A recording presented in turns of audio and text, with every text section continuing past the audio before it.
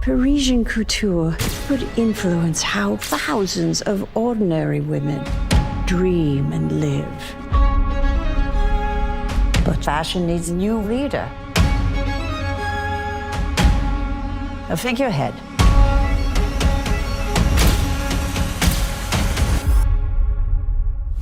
Monsieur Dior.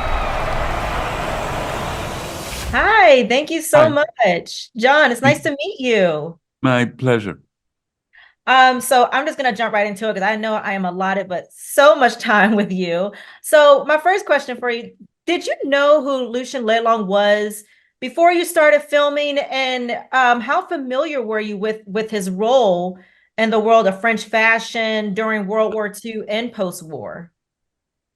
You know, I didn't know who Lucien Lelong was. I'm fairly certain I'd never heard his name until I met with Lorenzo and Todd, the executive producer and writer, showrunner of the new look. I may have in passing in reading about the new look, the actual collection, which I knew. Um, I may have read his name, but I knew nothing about Lucien Lelong at all. I knew nothing about the lives of any of these designers, about Chanel, about Dior, about Givenchy or Balenciaga, or I knew a little bit about Cardin because I happened to have a home in the village where he lived in France in retirement, but and had met him.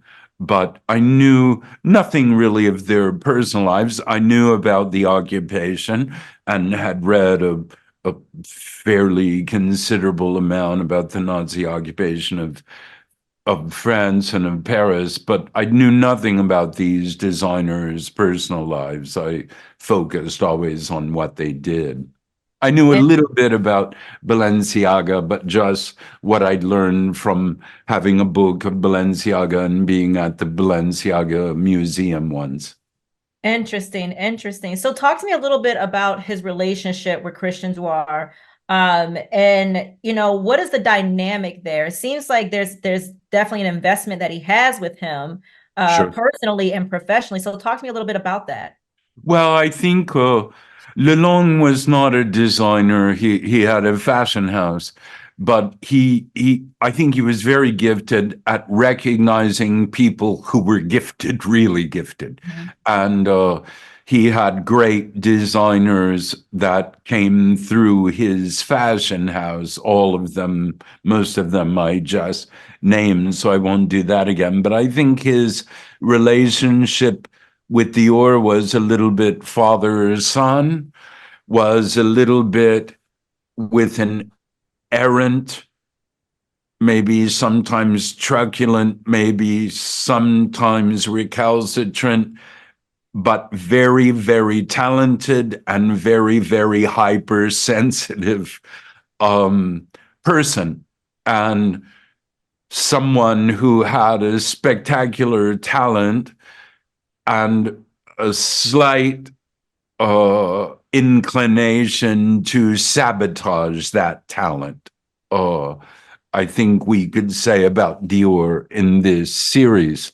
Um, and I think Lelong was a fan and a supporter and a great believer in Dior's talent, and I think he was right to be.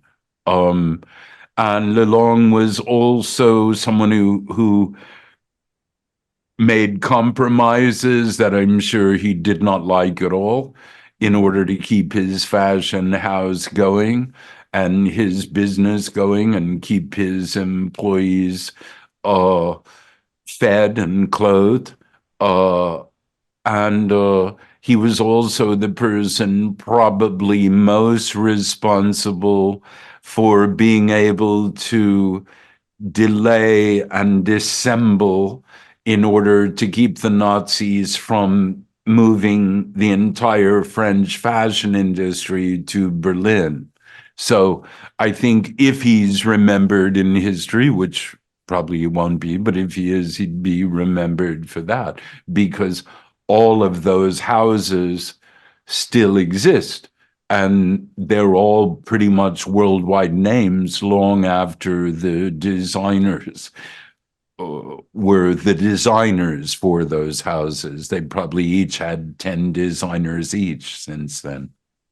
Absolutely. Well, John, thank you so much. It was a pleasure meeting you, and I'm so excited for this series to come to Apple TV.